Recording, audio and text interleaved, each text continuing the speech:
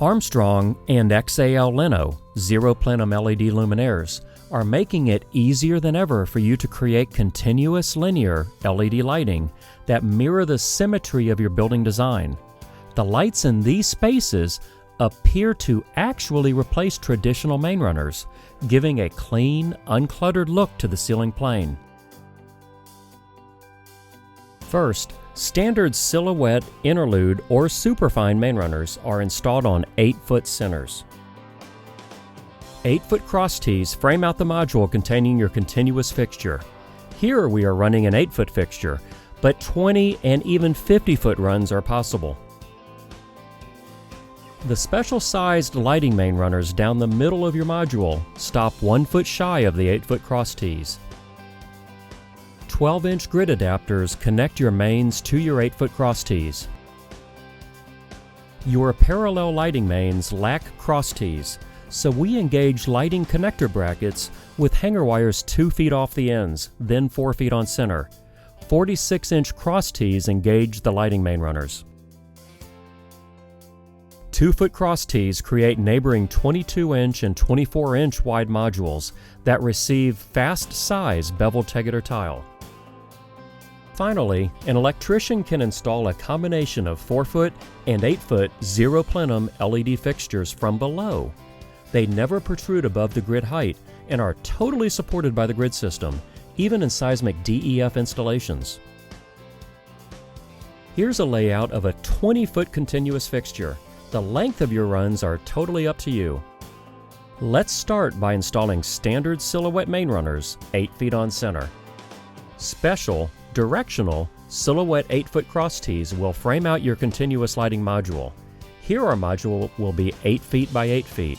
Make sure to install a 12-gauge hanger wire midspan on your 8-foot cross tee. At midspan, you will see your miter notches that will receive your perpendicular lighting main runners. Down the middle, we will carry the lights with a 6-foot main runner. So that main can engage with the perpendicular 8-foot cross tee, we have to convert the main's ends to a cross tee stab connection. We will do that here with 12-inch grid adapters.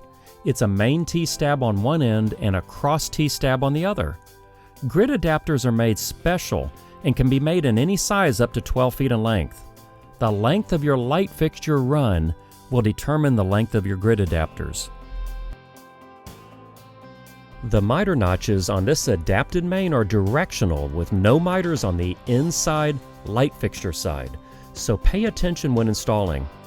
Now, since our parallel light fixture mains are running 8 feet without any cross tees, let's install a 4-inch bent cross tee, which we call the lighting connector bracket.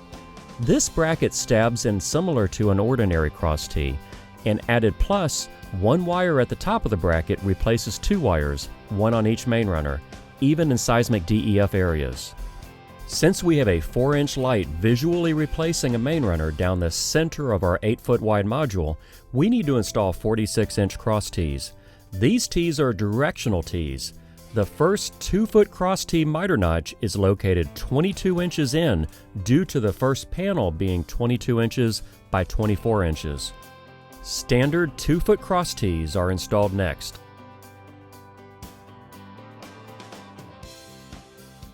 With all grid and lighting connector brackets installed, it's easy to secure the brackets and unopposed cross tees with pop rivets.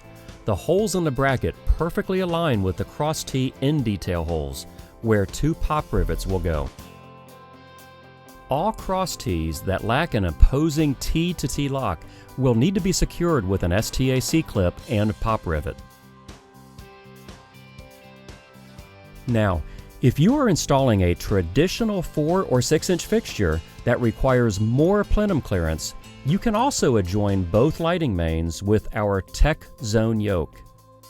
Let's install the XAL zero plenum light fixture that visually replaces an on-module main runner.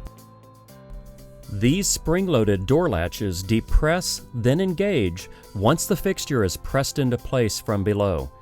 Fixtures can be continuous or discontinuous runs, plus no independent lighting suspension is required, even in seismic DEF installations. Zero plenum design also eliminates mechanical and lighting interferences in the plenum.